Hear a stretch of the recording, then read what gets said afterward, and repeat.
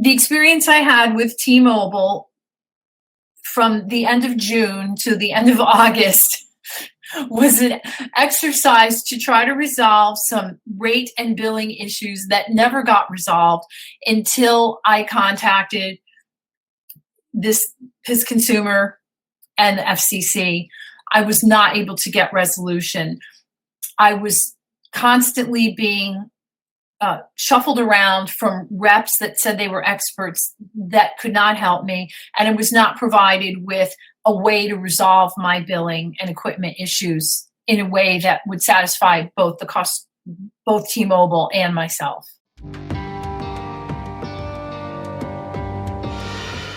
My story is that I called at the end of June to try to switch to a lower pricing plan.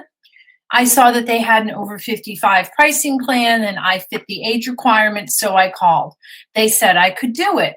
Well, when I did it, they converted my account, which used to be a business account, to a personal account, keeping the same phone number, but opening a new account number.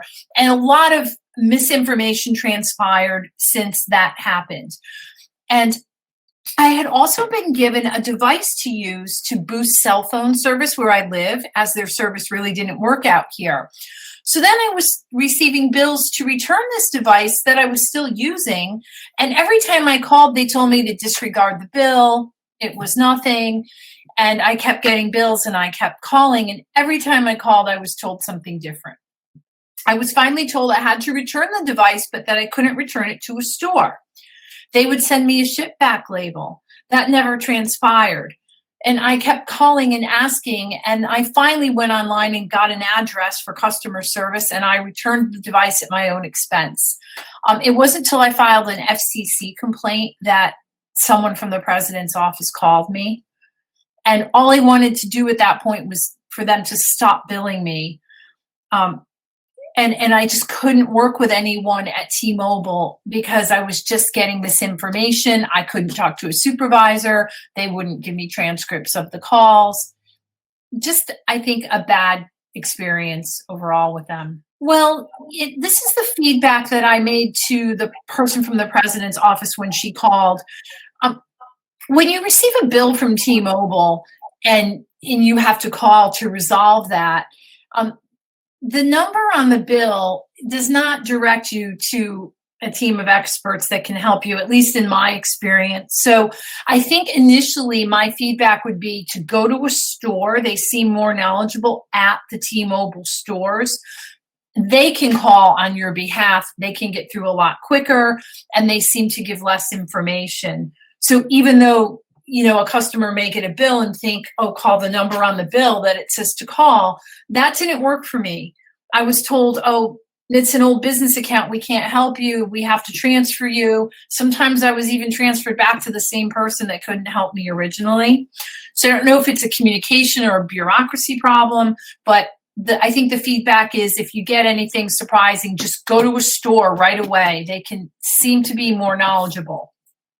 And they may have told me that the transition would not have been so seamless had I spoke to someone at a store originally. Consumers should understand that the experience I had with T-Mobile, I don't think any customer should have to go through, especially calling every day, calling for hours, being on hold. I was really proactive to try to make sure that I resolved these billing issues, and I always paid my bill on time. So I don't think that's an experience anyone should go through. And they need to do something to change their corporate culture. Written and oral communications. So if they send customers a bill with a phone number to call, that number should be the last stop. That should be the team of experts that can help. You shouldn't call that number and be told, we can't help you, we have to transfer you. Secondly, I would say that when a customer has made multiple calls and the issue's not getting resolved and asked to speak to a supervisor or asked for copies of the transcripts of the recorded call, that there's an effort made to provide that.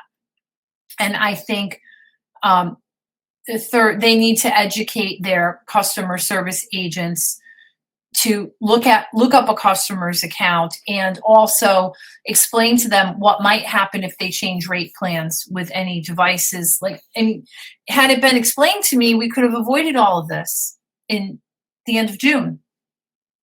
So I think those are the three things I would say. I think what I would like to add is that it's really a waste of everyone's time and resources to let an issue go on for 2 months and have to get involved to this level of going to PIS Consumer, of going to the FCC before finally getting someone who says they're going to resolve my issue. But like I say, I will believe that when I actually see it. That's pretty much all I would add.